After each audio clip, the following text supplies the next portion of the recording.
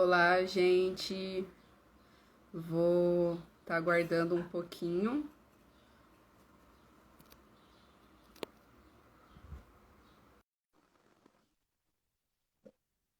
O El, nosso convidado de hoje.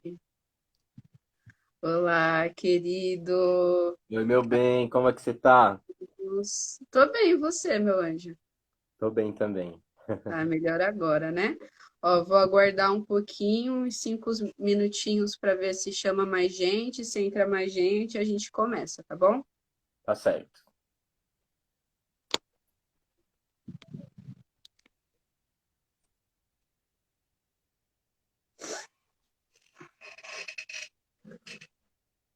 Podia tanto ser ao vivo, né? Esse bate-papo, mas Nossa, nem fala, tô ansioso aqui, viu, pra sua volta.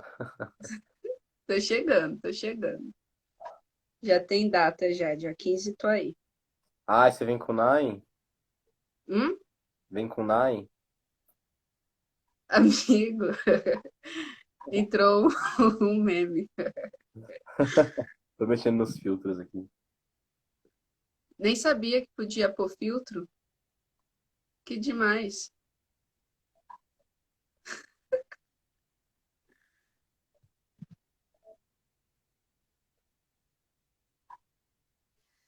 Gente, seja bem-vindo, bem-vinda, bem-vinde, todos que estiverem entrando. Vou estar aguardando só 5 minutinhos para acumular mais gente, para a gente ter bastante ouvidos nesse bate-papo.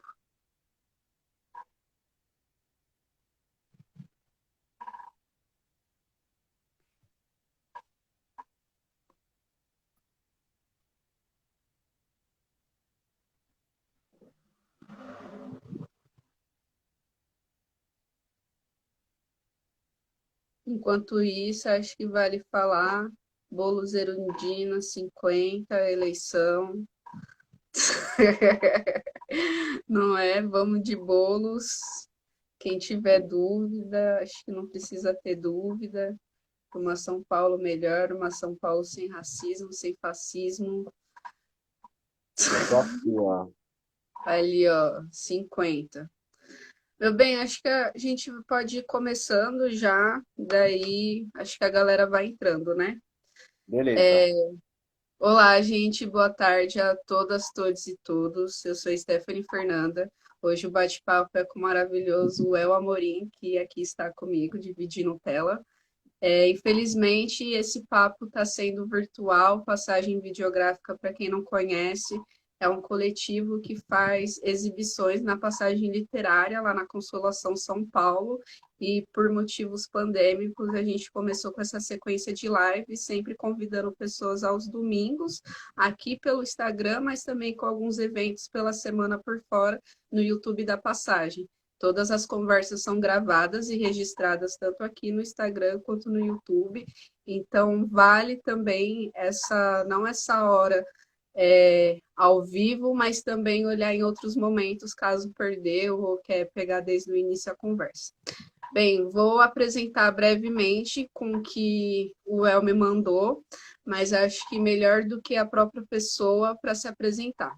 O Elito Amorim tem 25 anos, é morador do Jardim Ângela, produtor, diretor, diretor de fotografia, apresentador, filmmaker, roteirista, pesquisador e sevirologista. Em 2019, fez a produção executiva e a direção de fotografia do curta-metragem premiado Periférico e assinou a direção de fotografia do curta documental Dub Magnificente. Também produziu e dirigiu o longa-metragem Raízes, que estreou na Mostra de Cinema de Tiradentes de 2020. O El é uma pessoa maravilhosa, como vocês bem viram, e ele vai estar norteando a gente num bate-papo sobre negritude, cinema, política e educação. El, se apresenta um pouquinho mais para a gente ouvir. Bom, então é isso. Eu sou o Wellington Amorim, mas todo mundo aí me conhece como El. É isso, né? Sou filho de pais baianos do interior da Bahia, dois itaberabenses, que vieram para cá na final da década de 80, começo da década de 90, tentar ganhar a vida, e dar um sustento diferente aí para os seus filhos. Então, sou essa cria que nasceu e cresceu aqui no bairro do Jardim Ângela, território que eu moro até hoje. Me orgulho muito de trabalhar, enfim, de atuar aqui, de contar as histórias desse bairro através do audiovisual. Minha história com o audiovisual, ela começa um pouquinho diferente. Eu tinha aí no ensino médio, ensino fundamental, começo do ensino médio, sonho de ser jornalista. Adorava futebol, mas enfim, jogava muito mal e queria ser jornalista esportivo para estar ali sempre naquela rotina do futebol. É, Muito tempo depois fui entendendo também como essa minha relação com o futebol tinha muito a ver com a minha sexualidade, como uma forma de me proteger, inclusive, né, de diversas questões que a gente passa na escola. E nesse trajeto, entrei quando estava no segundo ano do ensino médio, vi que abriu uma ETEC, que era a ETEC Jornalista Roberto Marinho, prestei a prova e fui da primeira turma da ETEC Jornalista Roberto Marinho, turma experimental ali, passei por diversas questões lá, mas foi onde começou, enfim, abriu minha mente para o cinema, tinha muito essa vontade de trabalhar com jornalismo, trabalhar com a escrita, e lá eu fui vendo que que as minhas histórias elas podiam alcançar mais pessoas através do cinema, ou que, enfim, as histórias talvez fossem mais potentes, quando a gente conseguia visualizar histórias que poucas vezes a gente via contadas, né, quando não nos noticiários, e com fins que a gente já sabe quais são. Então, comecei no criar, enfim, fiz meu primeiro curta-metragem, que é o Tapete Verde, um curta-metragem de 14 minutos, que conta a história de jovens que têm o sonho de se tornarem jogadores de futebol, coincidentemente a mesma história que a gente tinha aí na trajetória da escola. E daí em diante entrei no Instituto Criar, enfim, e aí começou já uma onda de produzir curtas, de atuar coletivamente, pensando essas narrativas a partir das periferias. E aí, num segundo momento, eu começo a atuar um pouco mais enquanto jornalista, né, também. Fiz parte aí de um programa que passou na National Geographic, que se chama Explorer Investigation, tem os episódios disponíveis no YouTube, para quem quiser assistir, fala sobre LGBTfobia, intolerância religiosa e genocídio do povo negro. Isso é uma parte da minha vida e a outra parte da minha vida é muito ligada aos movimentos sociais. Então, desde junho de 2013, desde a época da escola, na verdade, já tive muito próximo de uma atuação política, né? Pensando nas questões que envolviam o meu território, que envolviam o meu corpo. Então, depois de um período, eu passei a fazer parte do Movimento Negro Unificado, que é um movimento que nasceu lá em 78, enfim, no período da ditadura militar. Como insurreição aí, resposta às pessoas negras para aquele momento que a gente vivia e que até hoje, né, a gente está numa semana, inclusive a semana do 20 de novembro, que é fundamental para a gente resgatar essa história, esses passos dos que vêm antes, mas que a gente consiga também tornar o legado deles algo presente na nossa luta cotidiana. Então, por isso também faço parte do MNU. Também, enfim, construo algumas campanhas políticas aí, acabamos também de ser eleitos enquanto quilombo periférico, mas enfim, vou deixar isso daí para a gente bater mais papo durante aqui a live. Já deu para perceber que o pretão é zica, né? Se alguém teve alguma dúvida.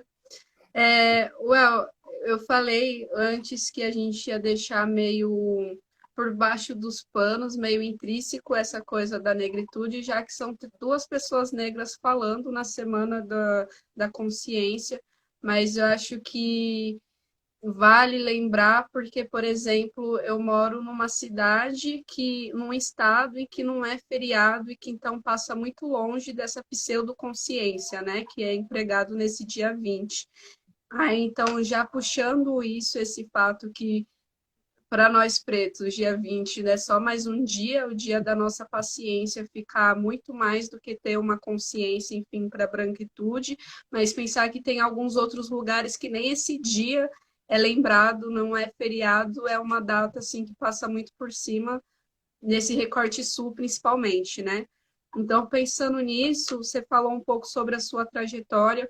Eu queria que você falasse sobre o tema em si, negritude, cinema, política e educação, que acho que ele não tem como a gente separar e falar um ponto para cada, porque a formação nossa, que eu vejo muito, tanto sua quanto minha, foi através de políticas públicas, foi fazendo política enquanto um corpo político nesse sistema, né, cis com cis, CIS, heteronormativa que a gente faz parte, ainda não tem como, só porque a gente está nesse quilombo de pessoas maravilhosas trabalhando, mas saindo desse ambiente confortável que a gente entra por forma de armadura, por forma de sobrevivência mesmo, é um cinema, é um lugar muito dolorido, um lugar que bate na gente, um lugar que não tem nem um pouquinho dessa consciência desse dia 20, né? Que eu gosto de colocar que esse dia 20 é mais uma individualização da culpa branca do que alguma outra coisa para a gente, né? Não é à toa que a gente foi acordado no dia 20 com uma tragédia. Uma tragédia é mais um dia, né? Mais um dia normal com corpo preto. Então, eu queria saber como você viu nessas estratégias, nesse cinema tão ruim, tão doloroso, uma forma de sobreviver, uma forma de estar vivo, uma forma de transformar essas lutas em poesia, em arte, em coisas tão maravilhosas que você bem disse no começo. Bom, é isso. A gente acabou de sair agora de um processo eleitoral e essa semana é uma semana muito histórica que eu tenho certeza que eu vou lembrar por muitos anos na minha vida, assim. Seja pelo caráter que o ato do 20 de novembro teve, mas também pela nossa conquista de eleger uma candidatura periférica. O Quilombo Periférico, para quem não conhece, é uma candidatura periférica com moradores das periferias, setores diferentes do movimento negro organizado. E, enfim, né? Tipo, acho que a gente está numa semana em que faz muito tempo que eu vou nos atos do 20 de novembro, né? Essa foi, acho que a 17ª marcha do 20 de novembro. E pela primeira vez eu senti um clima muito diferente na marcha, assim, dos últimos anos que eu tenho ido.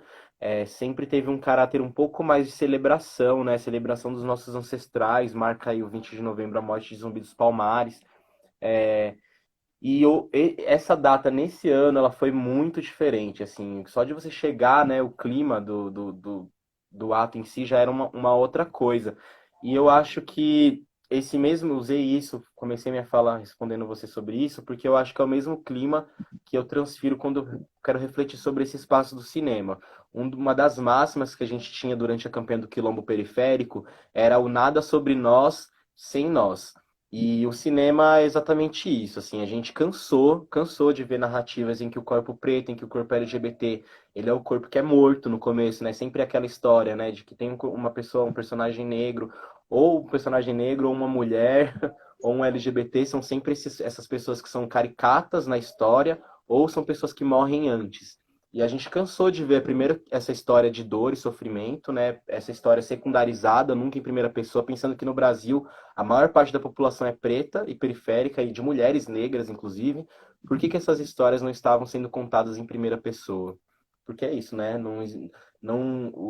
Os diretores negros, não é que não existem diretores negros, muito pelo contrário, existem muitos.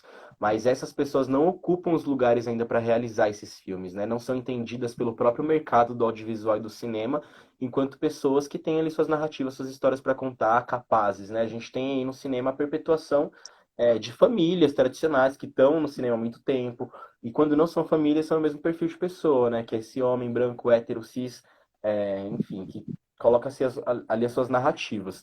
Então, para mim, quando eu penso no cinema, é uma visão muito diferente do que a maior parte das pessoas tem. E quando bate a cabeça cinema, a galera vai para um lugar de glamour, um lugar de exaltação e de palco. E para mim tá em outro lugar, assim, tá num lugar de disputa de narrativa.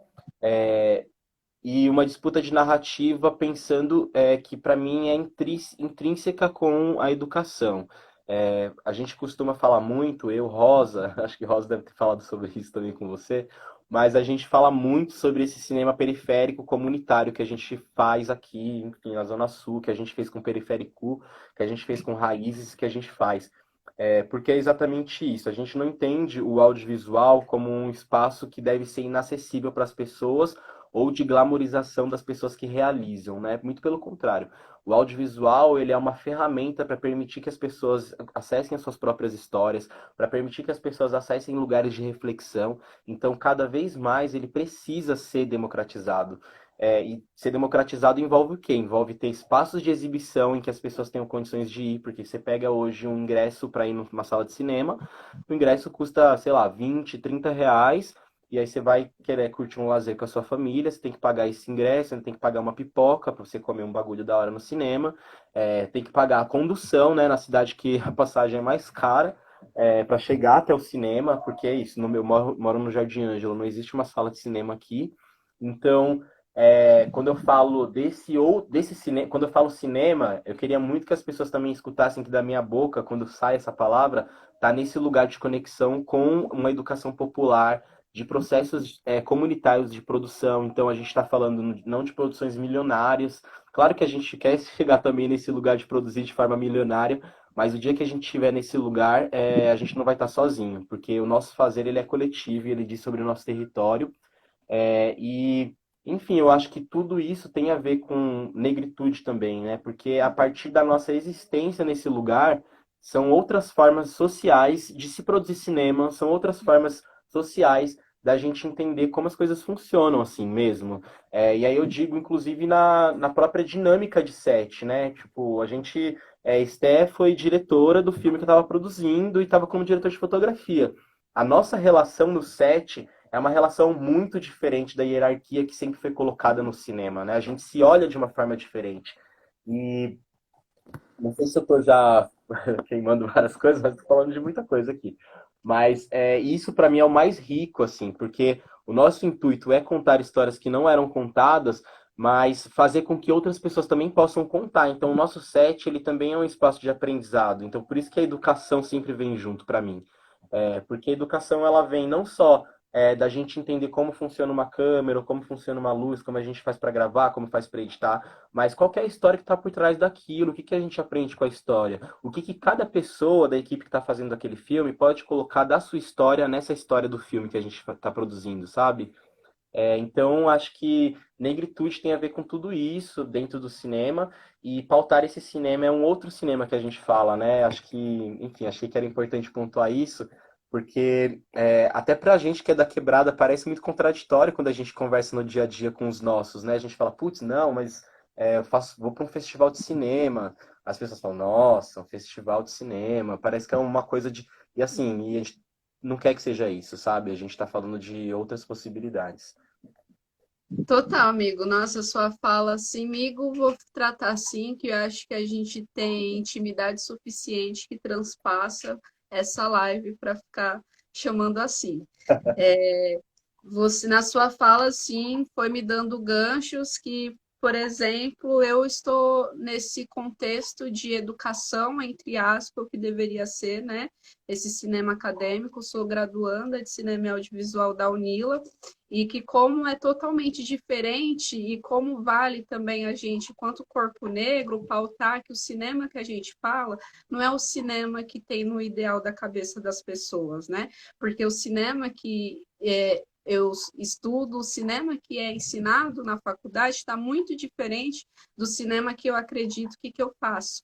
Esses dias participei de uma live que tinha esse recorte da consciência negra e a gente estava falando como o nosso cinema é um cinema de quilombo, é um cinema de gira, é um cinema que está muito além do produto final, daqueles 20 minutos do curta-metragem, daqueles 1 hora e meia, como os processos são totalmente também fazem sentido e como o produto final é só uma vírgula para esses debates, para essa equação de vozes, né, que pode ter. Acho que o filme é o mínimo denominador comum, que a gente faz está muito mais que isso. E que como a política está por baixo de tudo isso, porque se a gente tem um cinema que é pensado como um cinema de entretenimento, é por políticas públicas de distribuição, que só traz o que é de fora, só traz esse cinema hollywoodiano, que faz com que isso seja mercantil, que traga dinheiro, não que traga reflexão. E no mercado, nesse sistema que a gente está, o preto não detém do dinheiro, né? O preto está muito Uhum. longe disso. Então, a gente falar de qualquer coisa, a gente está falando de política. Acho que já foi do tempo de falar que futebol e política não se discute, é só um plano, de novo, desse sistema para colocar a gente fora desse debate que é nosso, porque é a nossa vida que está sendo minimizada, é a nossa vida que está colocando mais na margem do que a gente já é da periferia, né? E que como também essas políticas públicas, vale lembrar como é somatório para a gente essa candidatura do quilombo periférico, também, porque traz um suspiro para a gente, traz um suspiro porque a gente vai trazer para a quebrada o que precisa. Vai sair porque ou a gente tem que se deslocar, como você bem disse, ir para um outro lugar, sair do seu lugar para ir para o outro, para se sentir um estranho, porque tem isso, quando o periférico sai da periferia e vai para outro lugar, não é só ir, é você entrar no mundo e que não é feito para você. Então, além do acesso, além dos olhares, além da sensação, tem isso. Então, trazer o cinema como político é uma forma de sobrevivência. Trazer esse cinema como gira é entender que os nossos corpos, enquanto cineastas, está precisando curar uma ferida. É um cinema cirúrgico também para isso, né? Onde a gente estanca as nossas feridas e a gente junta. E está para além de terapia, é uma gira, é um quilombo que a gente faz, né? É uma contribuição coletiva de juntar. Acho que o que você diz também é uma coisa que eu sempre falo, sempre que eu tenho oportunidade nessa pirâmide, é quem está em cima do topo, que é hierárquico, que faz sozinho. A gente que está na base, a gente desde do nosso nascimento, entendeu que se a gente quer bater, a gente tem que se juntar. A gente tem que estar no coletivo. Nossos corpos são coletivos, nossos corpos, enquanto periféricos, são coletivos, né? Então, daí eu já penso em como tudo está ligado ao mercado, como tudo está ligado ao Estado. Então, como a gente vai separar uma coisa da outra, né? Por isso que eu pensei, Uhum. não tem como separar. Vamos falar de cinema, vamos falar de política, vamos falar de Baixinho. educação. Não tem como, é tudo junto. E nessa educação eu vejo também como cineclube. Eu queria que você entrasse também um pouquinho nessa questão de como os cineclubes têm um papel muito importante para adentrar nesses espaços em que esse cinema não chega. Porque, ok, se o periférico consegue ter esse deslocamento para o cinema, qual cinema ele vai ver? O cinema de Cinemark, que vai ter Vingadores, que vai estar esse cinema de distribuição, esse cinema do mainstream. Agora, esse cinema onde busca uma representação, onde tem um negro, onde tem esses corpos dissidentes, quem consegue inserir são cineclubes. E para além dessa Uhum. inserção, é esse debate também, né? Porque muita gente acha que cinema Tá. acabou por ali. Mas tem o nosso inconsciente coletivo. Qual que são os primeiros sensores nossos que são ativados desde criança? É o ouvido e o olho, o audiovisual. Então, como não pensar nele politicamente? Como não pensar nele criticamente, sendo que desde criança a gente está aqui, ó, criando esses inconscientes coletivos, criando esses estereotipos pelo que a gente vê, né? Então, eu vejo como uma plataforma de mudança também, dessa alternância de questionar esses cineclubes. E eu queria saber como você faz e o que você acha e como você, enfim, Não, trabalha a partir disso. tem tudo a ver com o que você falou, assim, tipo assim, é isso, né? A gente tá. Eu cansei de ver agora nesse período eleitoral diversas campanhas políticas colocando, porque se a gente for eleito, a gente vai levar a cultura para a periferia. E a periferia tem cultura, cara. A periferia tem muita cultura. Inclusive a periferia que leva a cultura para o centro da cidade. A questão é que a gente não tem fomento. A gente precisa de fomento para produzir as nossas questões, né? E o Cineclube, bom, é isso. Eu toco um projeto de cineclube que nasceu em 2015, que se chama Cine Campana. Ele acontecia na Casa de Cultura do Imiboimirim e antes da pandemia a gente realizou sessões no espaço do Bloco do Beco, que é uma associação cultural que tem aqui próximo da minha casa. E ele nasceu muito com o primeiro intuito, né? A gente tinha feito alguns filmes, já tinha produzido dois curtas, é, e a grande questão é, se para a gente produzir já é um grande trabalho, imagina para a gente exibir. Onde que a gente exibe um filme que não entra no circuito comercial? Onde que a gente cria salas de cinema num bairro que não tem uma sala sequer, nem comercial, ainda que seja comercial, mas que não existe nenhum comercial, né? Então, o Cineclube ele veio pensando em como a gente consegue distribuir essas obras, essas produções independentes periféricas pro território periférico, mas mais do que isso, o cineclube em si, ele é um espaço de formação, ele é um espaço educativo antes de tudo. Então a gente senta em roda, a gente passa o filme, a gente discute o tema do filme, a gente programa o filme pensando no que está acontecendo no nosso território e de que forma a gente relaciona as questões do nosso território com a forma que o filme aborda aquela temática. Então é um espaço de formação, é um espaço que a gente cresce junto dentro do cineclube. E nesse processo, enfim, de começar com cineclubismo e tudo mais, eu me tornei agente cineclubista da SP Cine, então faço esse trabalho hoje também no Centro de Culturas Negras e na Casa de Cultura da M-Boi, que era uma coisa que eu já tocava. Mas, enfim, diante da pandemia, a gente está fazendo sessões virtuais aí para tentar compensar, mas logicamente não é a mesma coisa da sessão presencial. Mas o lugar do cineclube, ele é esse, assim, né? De como a gente consegue fazer com que as pessoas tenham contato com linguagem audiovisual, com narrativas que não vão estar na televisão, que não vão estar no circuito comercial, e ao mesmo tempo como a gente discute linguagem cinematográfica com essas pessoas. Como que a gente começa a partir, enfim, né, de você ver um filme mesmo e falar, putz, você percebeu que aquela câmera ela estava na mão quando o cara estava correndo na rua? O que que isso significa? O que que a câmera na mão? O que o cara quis passar com a câmera na mão? Você percebeu que, sei lá, teve três cortes quando ele falou? O que que aquilo quer dizer? É, então, o Cine Campana, né, ele nasce muito com isso, assim, como a gente traz essa linguagem cinematográfica, fazendo com que as pessoas tenham esse contato, mas principalmente, assim, como a gente politicamente move esse cineclube. Então, mês de março, a gente sempre traz filmes e narrativas que falam sobre lutas históricas das mulheres.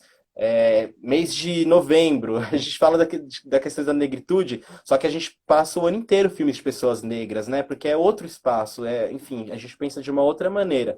Então, inclusive, falando um pouquinho, né? Esse sonho que a gente começou a sonhar com o Cineclube, hoje ele se tornou algo muito maior, que é um festival de cinema comunitário, foi um processo de construção desse sonho e de entender como a gente fortalece o território trazendo audiovisual, trazendo outras pessoas de outras quebradas para somar com as pessoas que já produzem aqui. É, mas, antes de tudo, também como a gente consegue colocar esse lugar nesse mapa do audiovisual, né? Então, a partindo um pouco desse rolê do nosso coletivo, que é a Maloca Filmes, que é o coletivo que eu faço parte, construo aí com Rosa e com Nai, a gente foi contemplado agora no Vai para fazer um festival de cinema queer, que a gente coloca de queer, que é C-U-I-R, queer mesmo, com o I, com o I, muito para trazer essas narrativas dentro do cinema para o nosso bairro a partir de um festival. Quantas quebradas tem um festival de cinema? Quando você escuta falar de festival de cinema, está exatamente naquele lugar distante, né? Então é um festival de cinema com artes integradas que a gente vai produzir no ano que vem, que eu enxergo ele muito como um processo natural de construção a partir dessa rede cineclubista que a gente também tem articulado, sabe? Então a ideia desse festival é ser um espaço de fortalecimento das identidades LGBTs, de introdução a discussões com as pessoas do bairro sobre o que é ser LGBT, o que é o corpo de uma mana travesti, de uma mana trans, como que isso se relaciona, como que isso não pode ser entendido enquanto algo diferente ou algo anormal de ser visto na quebrada, sabe? Como a gente naturaliza e como a gente enxerga essas pessoas enquanto pessoas periféricas que fazem parte desse território. Então o festival ele vem como parte desse sonho também, e para além, enfim, da exibição de mostras e tudo mais, a gente quer fazer um percurso formativo com oficinas no nosso território e que essas oficinas também resultem em filmes que passem nesse festival também, porque é isso, chegou a hora da gente se ver também enquanto os produtores, chegou a hora da gente colocar esse território enquanto potência criativa, enquanto potência econômica também, porque quando a gente está falando de festival, a gente também está falando de movimentar a economia local do nosso bairro, a gente está falando de descentralizar o acesso às coisas, né? E a sala de cinema, cara, é isso. Enquanto a gente fizer filmes que vão passar nas salas do centro, as nossas narrativas elas não vão ter a potência que elas precisam ter, sabe? Tipo, porque para além da gente estar fazendo, a gente também precisa fazer com que os nossos estejam assistindo o que a gente faz. Então é um pouco isso, assim, acho que, mano. Não, amigo, você assim, você fala, acho que a gente vai complementando, né? Não é um jogo de perguntas, não, é um jogo de que um complementa o outro, porque você foi falando, foi ativando várias coisas assim na minha cabeça, e uma de como esse ambiente do cineclube, desse nós para nós, o nós falando para nós, é diferente, que eu vou juntar dois assuntos em um. Como foi a nossa exibição do Periférico no Cine Campanha, e quando foram as risadas, quando foram as discussões, foram nos momentos do dia a dia, como, por exemplo, a Rose lá batendo, a galera, igual minha vizinha, ou tal, tal, tal. E quando a gente teve no festival em janeiro, que eu não vou mencionar o nome aqui, né? Mas que a gente esteve, como como eu posso dizer, quando ovacionaram, foi quando a gente falou a frase mais militei, que é aquela aí, Bolsonaro vai tomar a polícia, como tomar no cu é uma delícia. Porque a gente já vê aí nas reações das pessoas do filme onde estão a problemática, onde a pessoa se encontra, né? Enquanto Quebrada, a gente conseguiu tantas reflexões, tantos sorrisos, com coisas do nosso dia a dia, que aí já puxa já para esse cinema, que enquanto estudante sempre ensinam aquelas referências europeias, hollywoodianas, e que se no seu filme não tem, é um filme meio desqualificado e que não pensa nessas referências do dia a dia, referências de quintais, como a Glenda Nicásio fala, como as referências do dia a dia, do baile funk, como os nossos corpos, uma batalha de rap, uma batalha de rima, enfim, fazem parte dessa referência e que a gente vai colocar também. Acho que já junta um pouco com a pergunta do Fê, que ele pede para falar um pouco mais sobre esse corpo coletivo. É assim que a nossa coletividade, nossa corporalidade, ela se mostra, né? A partir disso, a partir do riso, a partir da dança, a partir de N coisas. O nosso corpo fala muito mais, às vezes, até que a nossa boca, já que a gente foi ensinado a ser, né, poldado, então o nosso olhar e o nosso corpo diz muito mais, né? E nisso eu fico pensando em como esse festival é 100% essa alternância de poder, porque enquanto está nessa representação branca que acha que só colocar esse corpo e usar da forma com que acha é a representação, a gente está aqui mostrando que a representação não é isso. A representação é estar fazendo, é estar no júri, é estar fazendo festival também, porque eu recordo também um pouco você, amigo, como a nossa presença nesse festival foi incômoda. O nosso filme foi aceito, os nossos nomes foram aceitos, mas os nossos corpos causou incômodo todos os momentos. Então, na hora que era para a gente festejar, que era para a gente estar bem, vinha essa culpa branca, vinha, nossa, mas será que está certo a gente fazer isso? Será que está certo eu me desenvolver, essa minha desenvoltura? Então, como essa representatividade é falsa, né? Só uma individualidade dessa culpa branca. Então, como esse festival não é dimensionar algo grande, é trazer esse quilombo para todas as instâncias, porque não adianta. Essa troca de narrativa que teve esse ano desse festival foi o resultado de uma curadora negra, a inserção de uma curadora negra. A inserção de uma fez com que vários outros corpos entrassem nesse festival e que eles falaram, caralho, saiu do alcance, não era tudo isso, né? Então, como a gente é barrado e é poldado, e como é importante, né, a gente lembrar que isso é alternância de poder. Levar um festival para quebrada é para também trazer o periférico, o produtor audiovisual, para ele também estar num ambiente de exibição confortável, porque, né, parece elogio, mas é cativeiro. Foi outra frase que eu ouvi esses dias que eu fiquei, caralho, é isso. Parece elogio, mas é cativeiro. É para você se sentir bem, para você se sentir mal, para um ano seguinte perguntar, será que é naquele espaço que eu quero estar? Será que é naquele espaço mesmo que eu quero disputar? Então, lembrar também como é essa representação e essa culpa branca nos afeta em tantos espaços assim, né? Que não é só fazer o filme. Por isso que a gente já começou esse debate falando que não é só fazer. Quando a gente vai distribuir, quando a gente vai exibir, as pessoas não gostam, porque ainda pensam a gente como cota, não como regra, né? Como o Rosa bem diz também. Aí eu fico pensando, então, como é você também falar um pouquinho sobre esse corpo coletivo, como a Uhum. nossa corporalidade funciona de um jeito que também as pessoas não estão preparadas, e só no nós por nós para entender. Não é explicando, mas é a gente fazendo. Eu acho que isso vem muito, muito realmente de uma identidade periférica, assim. Peraí, amigo, só para compartilhar um pouquinho, que nesse mesmo lugar, a Castiel falou que queria que todo mundo morresse e as pessoas bateram palma. Então, como também o sofrimento do subalterno vira espetáculo, né? Uhum. E era isso. Então, Não, então, nossa, até perdi o fio da meada aqui. Você falou da Castiel, que é, enfim, o Felipe comentou aí das referências, né? Castiel, inclusive, é uma das referências, sem dúvidas, aí das nossas trajetórias hoje em dia.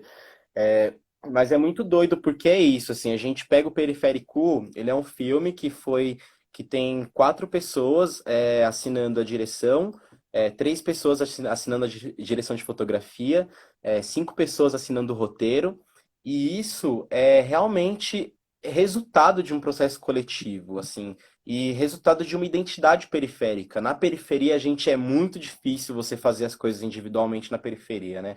Você tá ali no seu quarto, ainda que você esteja no seu quarto no sossego, mano, você vai escutar o som do vizinho, você vai escutar a briga do vizinho do seu lado e você vai participar da vida dele porque a própria estrutura, né, assim, da quebrada, ela é montada para esse coletivo, né? Obrigatoriamente você se torna um ambiente coletivo no que você escuta, no que você faz, até o que você come, né? Você vai comer, cozinhar alguma coisa na sua cozinha, o seu vizinho vai saber o que está cozinhando, porque as casas são muito próximas, o cheiro vai, enfim, né, vai dar aquela inveja no vizinho que vai querer comer o churrasco que não está fazendo. E a gente traz pro cinema muito disso, assim, que esse outro fazer, essa outra forma de construir, que não é aquela obrigatoriedade de, olha, então você, enquanto diretor de fotografia, tem que sentar lá e pensar na fotografia, e daqui a pouco você volta aqui, a gente discute, eu vou dirigir o filme, a gente entende como a gente junta. Não, não é sobre isso, é o vamos fazer junto. Vamos pensar junto, a partir da sua trajetória. Putz, mano, mas eu morava numa quebrada que era mais assim, eu queria trazer essa linguagem que tem a ver com isso. Ah, já na minha tem uma outra relação. E é muito coletivo mesmo, assim, a gente escuta, a gente se ouve, né? A gente se escuta para produzir as coisas e o resultado das nossas histórias são processos coletivos. Quando a gente olha para o próprio Periférico, assim, é um filme, meu, muito doido, assim, né? De, tipo, de tantas histórias, tantas camadas que a gente colocou ali, que só esses sujeitos periféricos, de fato, que cresceram nesse contexto, entendem. É aquilo que você falou, a gente estava no festival no começo do ano, em janeiro do ano passado. Não, janeiro desse ano, ó, já tô virando o ano. Em janeiro desse Faz ano, 2 anos já esse ano. parece mesmo.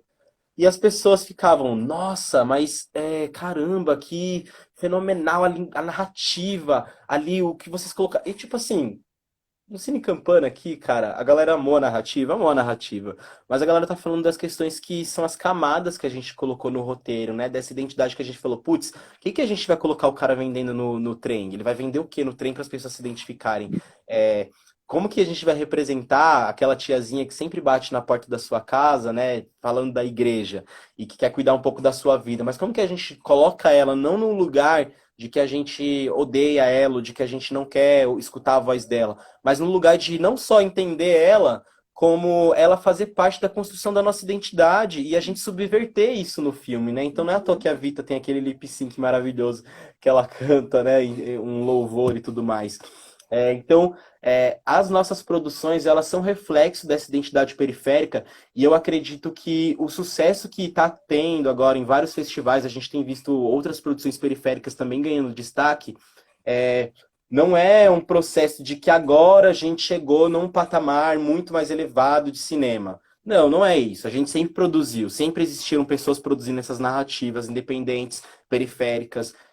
A questão é, esses espaços, eles perderam relevância porque essas vozes não estavam ecoando lá. E a gente está falando de vozes da maioria da população do Brasil, gente. Como a gente pode imaginar que existiam festivais de cinema que não tinham diretores e diretores negros?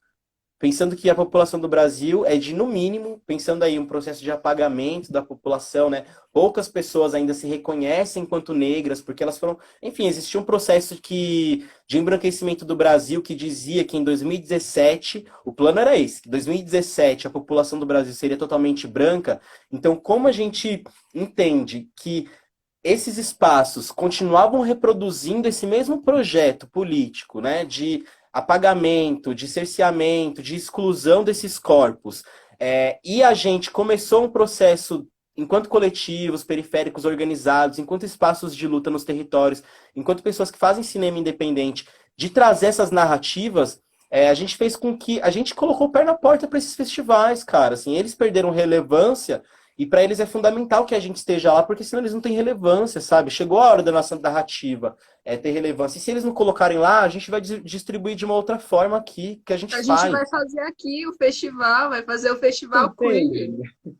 Então, eu acho que é isso. Acho que a gente está num momento em que a gente vê muito esses festivais, a gente ganhar esses espaços, mas eu ainda sinto uma ausência de financiamento para essas pessoas, de reconhecimento desses sujeitos, ainda é muito pouco. A gente está falando, a gente está num começo aí, mas, cara, a gente está falando de um processo de 500 anos, sabe? Tipo assim, 500, a gente está falando de pandemia, uma pandemia de 500 anos, né? Eu já falei isso outras vezes.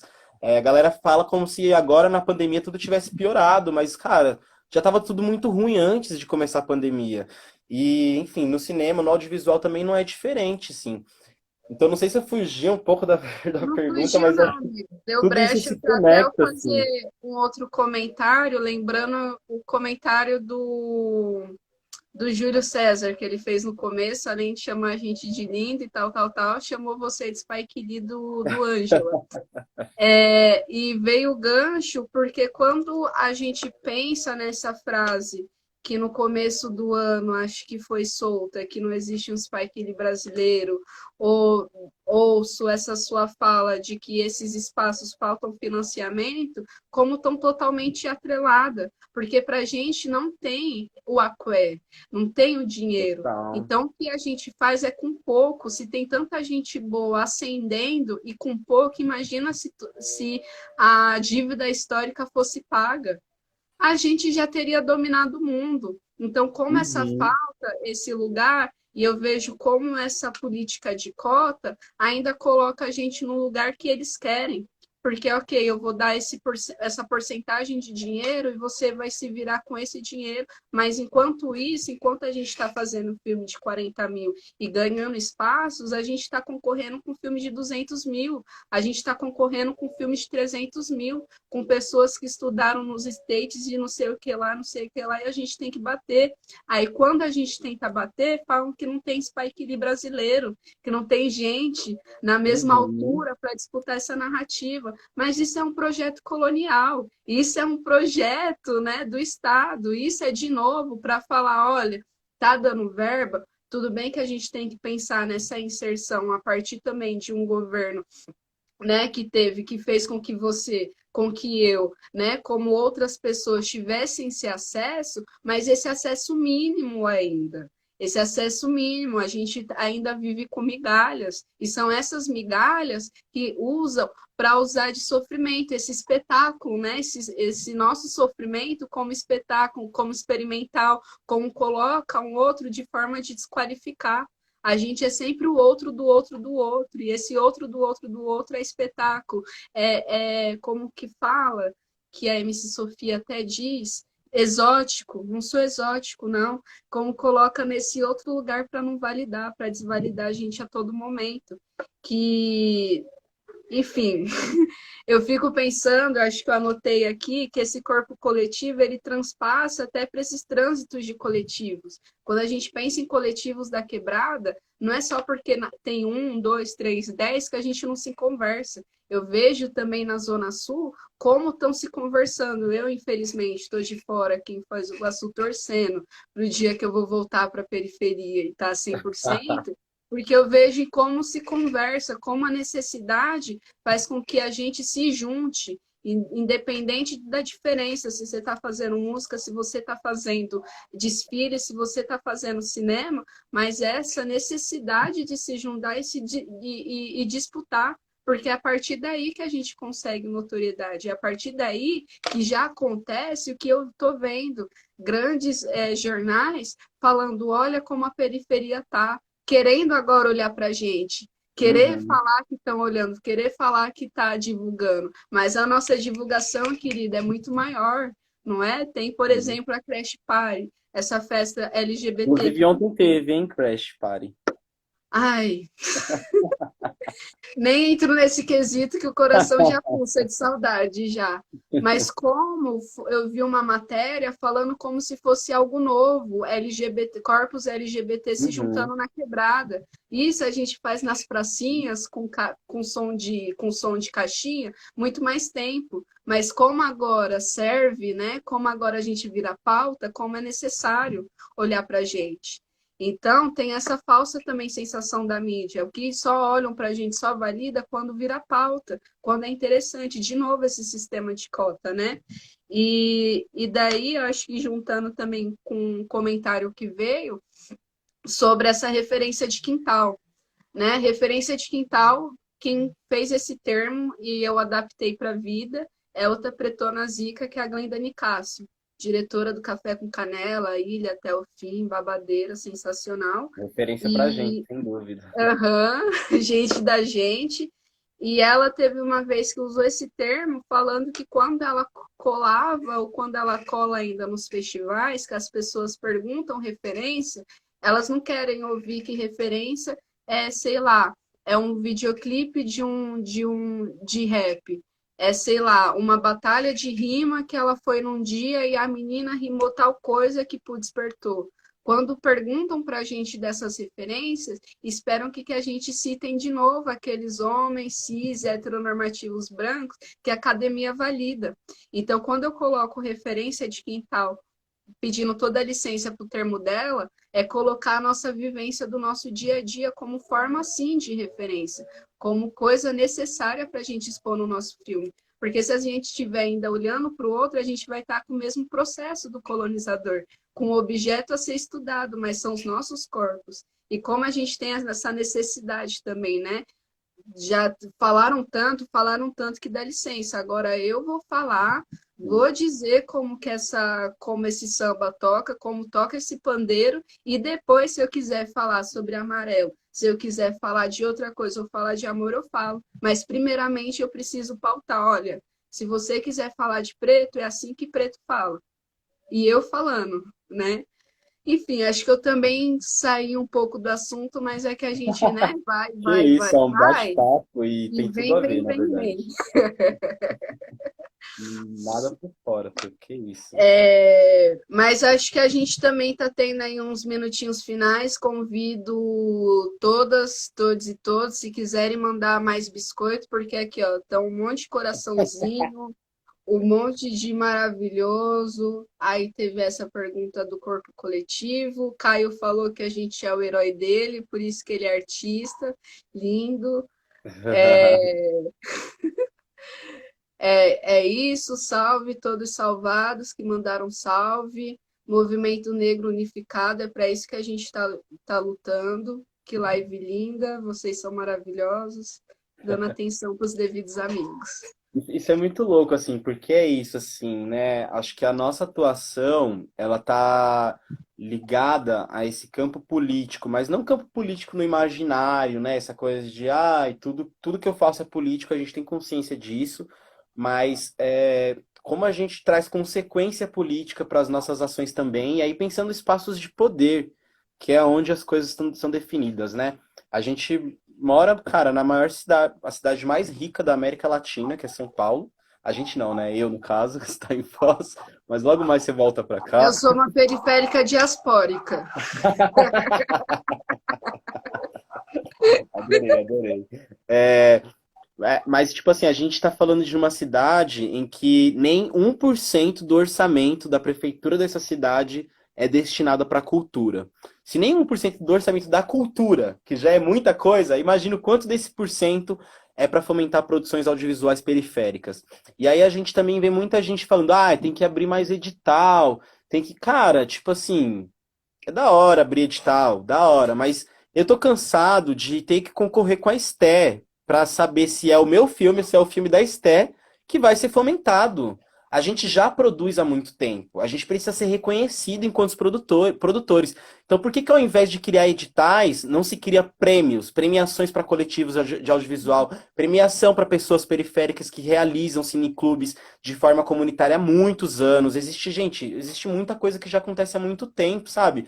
A gente, inclusive, eu e Esté, a gente é cria de um mesmo território que a gente está no centro ali do que ficou conhecido no final da década de 90 como o Triângulo da Morte, né? E não à toa, é neste lugar hoje em São Paulo que pulsa um dos maiores polos culturais da América Latina, assim, do mundo, né? É aqui que acontece a Cooperife, é aqui que acontece, enfim, mano, se a gente for falar tudo o que acontece aqui nesse bairro, e as nossas referências de quintal, elas são essa mistura de linguagens, né? Então, no nosso filme, no Periférico, inclusive, tem muito isso, que é você tem a mescla de diversas narrativas. Então tem o Vogue que está presente ali, tem a poesia que está presente nesse mesmo contexto, que é a mescla de outras linguagens que fazem parte da nossa identidade periférica, da nossa construção, e que automaticamente são referências que a gente traz para o nosso trabalho do audiovisual também, e que são referências não convencionais, né? Não é aquele lugar do cara tal. Nossa referência de cinema é Zózimo Bubu, sabe? Tipo Yasmin Tainá, Glenda Nicásio. Uhum. A gente está falando de outra perspectiva, porque para a gente é fundamental também pautar essas pessoas enquanto referência, para que elas se reconheçam nesse lugar, né? Durante muito tempo elas foram apontadas como não suficientes para ocuparem esses lugares, inclusive de referência. Então, se a gente tem a possibilidade hoje de, enfim, referenciar essas pessoas, de reconhecer o trabalho dos que vieram antes, quando a gente fala essa questão da ancestralidade toda, é sobre o reconhecimento do que os que vieram antes da gente fizeram para que a gente estivesse aqui hoje pautando. Então, se a gente vai produzir um longa-metragem ano que vem, é porque outras pessoas pretas, periféricas, vieram e já produziram antes e possibilitaram que esse espaço também fosse possível, sabe? Que a gente tivesse, no mínimo, um horizonte de perspectiva, sabe? De que a gente pode estar nesse lugar também. É, vou parar por aqui, porque acho que tá dando tempo e depois vai ter que ir para as considerações finais. Senão eu Ai, que começo a pena que é falar, uma cara. hora só, né? Acho que isso daí é assunto que só uma mesa de bar e muita cerveja para dar Nossa, conta. sim. Só acho que vai ser bem rápido aqui, mais um questionamento, que é, Uhum. existe alguma possibilidade de autofinanciamento das produções? Acho que a gente faz isso até hoje. Exatamente, isso que eu Então, ia falar. é o que a Porque gente é está isso. fazendo e é o que a gente já está cansado de fazer. A É gente isso. consegue fazer sem grana, mas chega, chega, chega. Eu não Eu acho que, quero eu acho que o mais. problema tá exatamente aí. Tipo assim, Exatamente. chega de autofinanciamento, né? Existe dinheiro público, existe dinheiro destinado para produções. Por que que não chega na gente, cara? Por que que a gente não consegue acessar o fundo setorial do audiovisual?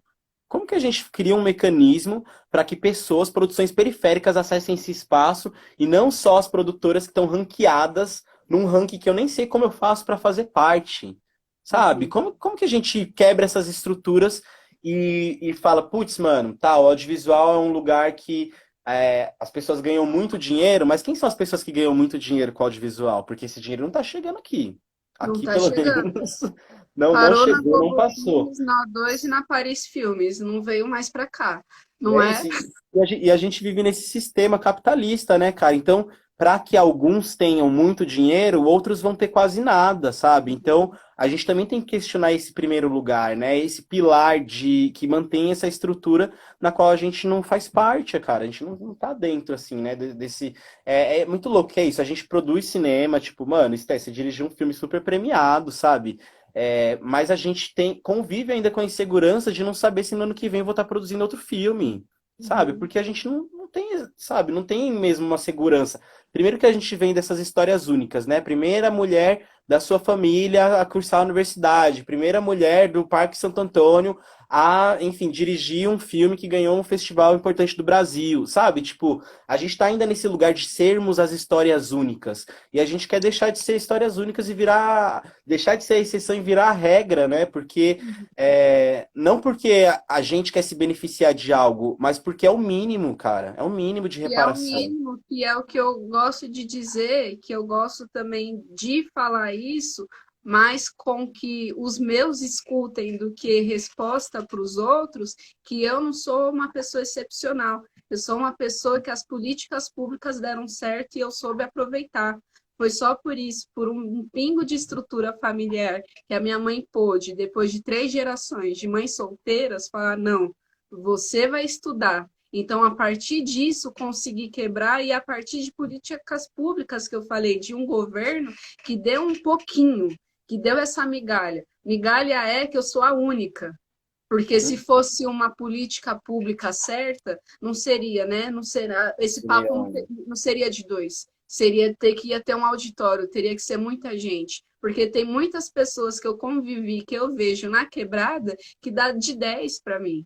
Que dá de 10 ainda, que se fosse dar o dinheiro, dar o Acre, dar os lugares onde passou, por exemplo, a gente tem uma formação quase parecida, também fiz técnico na jornalista Roberto Marinho, uma instituição pública. Foi ali que eu descobri que eu podia fazer faculdade. Porque antes eu não sabia, eu nem sabia que faculdade pública, eu nem sabia o que era Foz do Iguaçu. Foz do Iguaçu era um nulo para mim no mapa. Do nada eu estou numa tríplice fronteira onde dá para ir para qualquer lugar daqui. Então, são brechas que a gente alcança que não é excepcionalidade, não é que, nossa, é alecrim dourado. Não, são políticas públicas de permanência também, né? Não é um pontapé, é permanência também que a gente fala. Porque é isso, acho que a gente já vai estar acabando, mas isso seria um outro assunto que daria muito tempo. Que Muito tempo. política pública não é assim, ó, toma esse dinheiro e vai. É algo permanente, a gente tem que disputar, porque quando a gente fala de edital, desse sistema que está dominando, são sempre os mesmos, por isso que são sempre os mesmos que estão nos festivais, que ano após ano eles têm 200 mil, 50 mil, 100 mil para estar fazendo as narrativas. A gente teve o periférico, mas quando a gente vai poder ter de novo? Não é para fazer um filme. Quando a gente vai conseguir deslumbrar para poder também ter essa alternância de poder? Quando de novo a gente vai ver no mix da vida, no Tiradentes da vida, no Brasília da vida, tantos negros juntos. Depois de outra migalha. É isso. Enfim, Ah, é exatamente isso. A eu gente acho que já depois disso tudo, abro para as considerações finais. Enfim, acho que isso é um tema que dá muita coisa. O que eu e o El fez aqui, o El maravilhosamente bem, é só abrir um pouquinho o leque da reflexão. Porque são coisas assim, ó, que na nossa existência, nos meus 23 anos, eu penso todo dia. A minha forma de Uhum. sobrevivência é pensar negritude, cinema, política e educação. Não, é isso, assim, como considerações finais, eu só queria agradecer muito o convite aí da passagem videográfica, da Esté, do Felipe, enfim, Felipe inclusive fez parte do meu percurso de formação, junto com a Iris, que eu vi que entrou ali, foram duas pessoas muito importantes para minha trajetória também, e reconhecer essas pessoas também é fundamental, porque elas fazem com que a gente fure um pouco a gente seja Uhum. também essa exceção, diante de tudo que o sistema quer que eles continuem mantendo, né? Então são pessoas que de alguma forma contribuíram para esse outro lugar, assim. E eu queria dizer aqui, mano, que eu realmente acredito muito no audiovisual, gente, como uma ferramenta de educação, assim, que vocês possam, se tem algum professor aqui assistindo a nossa live, que você possa convidar pessoas que produzem cinema, produzem audiovisual, para como conteúdo complementar, como conteúdo inicial ali da sua aula, porque é uma outra forma da gente acessar debates, da gente acessar as pessoas, assim, que espero muito que a gente consiga tornar isso uma política pública também, né? O audiovisual como percurso de formação dentro das escolas públicas, olha que sonho que seria, né? O cineclubismo, inclusive, como algo permanente dentro das escolas, apesar de já ter, né, uma lei que garantiria aí a exibição de filmes nas escolas, mas que não é cumprida. Então, é isso, né? A câmera é o olhar que a gente traz ali da nossa vida também. Então, ela tem tudo a ver com o nosso cotidiano e isso precisa ser democratizado. Então, é isso: poder para o povo preto, periférico e uma câmera na mão e muita inspiração para todo mundo aí que está assistindo essa live. É isso, gente. Já vou finalizando para a gente não ser cancelado no meio. Agradeço a todas, todos e todos que estiveram presentes. Essa live vai ficar salva tanto no perfil do Instagram como no YouTube. Quem perdeu, quiser compartilhar, é só acessar nossas redes. Beijo, El. Muito obrigada. Beijo, gente. Saudade, Pretão. Saudade, nega. Logo mais a gente tá junto aí. Com certeza. Bolo 50, hein, galera?